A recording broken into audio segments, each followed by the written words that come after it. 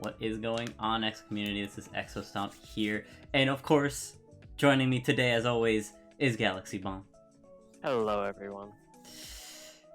Alright, so this was the Week 7 EDL. Well, this is going to be the power rankings. So, starting off this week, I'm pretty proud of them. Honestly, they got their first win, and the Dracovish went in this week. Of course, that was pretty crazy. Yeah. They, honestly, I don't really care about the differential that they won. I know it was like a 1-0, but still a win is a win, and that's what we were hoping for the whole time. That's what they were hoping for, and so I'm glad that they at least got a win this season. Yeah, for sure. Alright, let's go on to the next one, I guess. In 6th is us, because, well, couldn't play this week because we had a bye. Unfortunately. Yeah.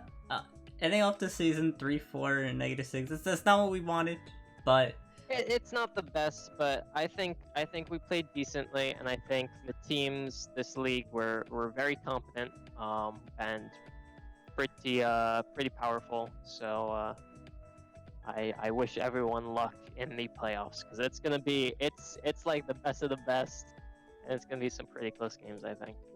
yeah. Honestly, I was afraid going in, but then Trensel dropped, but that didn't matter because everyone is playing super well. It's like it's insane. I honestly, your all of your teams are extremely solid. It's crazy. I honestly thought our team was one of the best going in, but you guys showed us, so Yeah, for sure.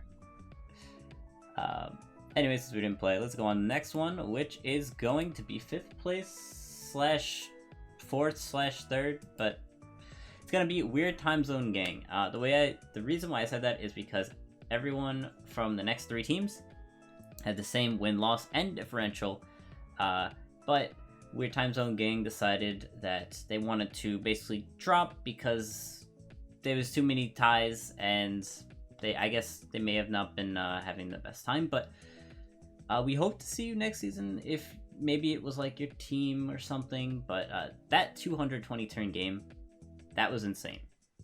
Yeah, I definitely think a part of it has to do with stall being one of their strategies, because that can just take a toll on you if you have to play 200 plus turn games consistently. Yeah. So I don't blame them, to be honest. Yeah, I 100% agree with that, because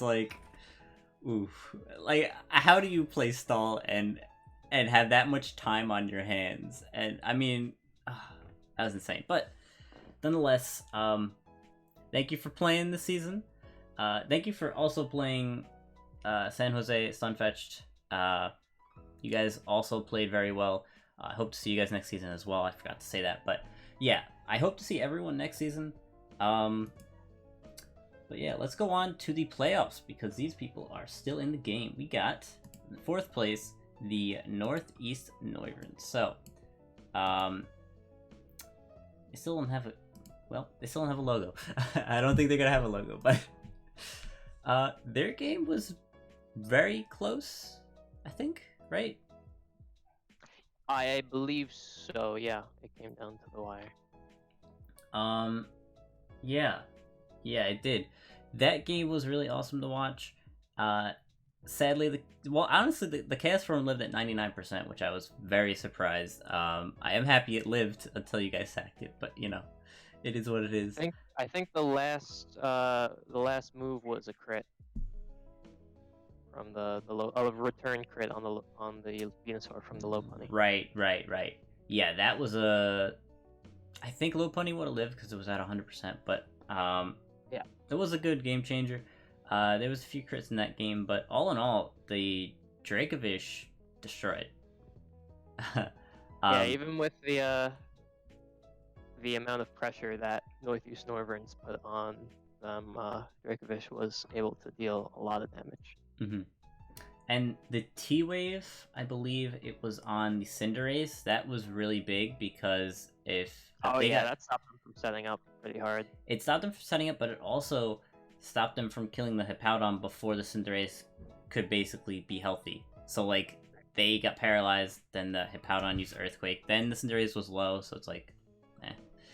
But more or less, that game was really awesome to watch. It was a really close game, and I love to watch those. So.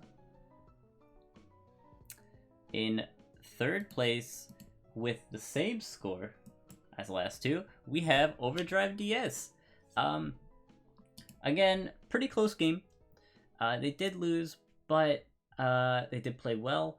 The crit on the Klefki was a big one.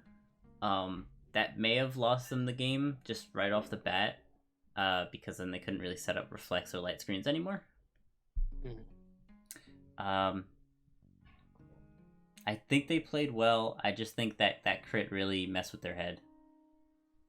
Yeah, I mean, having crit so early on is a pretty big morale hit, so it can definitely skew your decision making sometimes.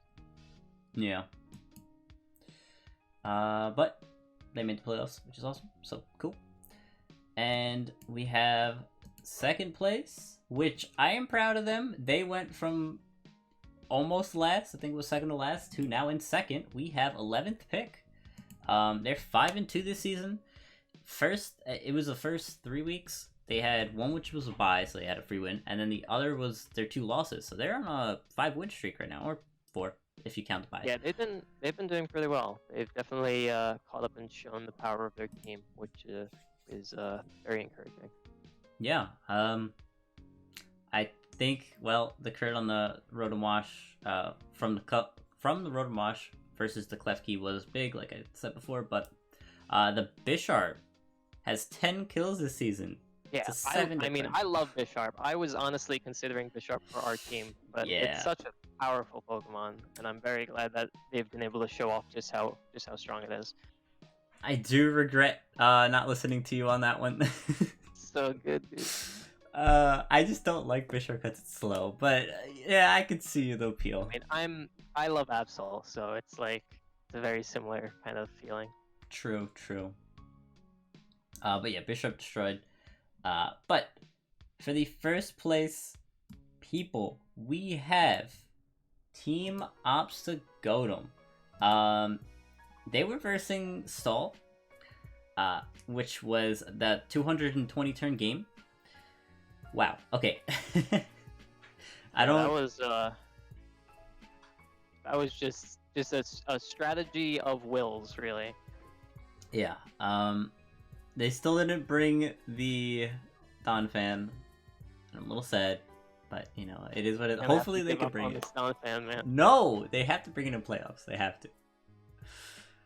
But, wow, Tapu Koko basically got all the kills because at the end, the Koko went in and killed like 3 things, and then by that point, it was either Al or North Stream, depending on who was playing, said GG, and it got the rest of the kills because it was in while they said GG. So 12 differential right now on that Koko. Yeah, that thing is definitely a menace. But speaking of just people with that are comebacks, like similar how we said 11th pick, they just have been swarming up the ladder. I think they were in the middle of the rankings for a good while, but they've just come out on top, which has been pretty surprising, but overall great to see. I mean, it's just proof that their team is very powerful in both offense and defense, and just able to take on whatever people throw at them. Yeah.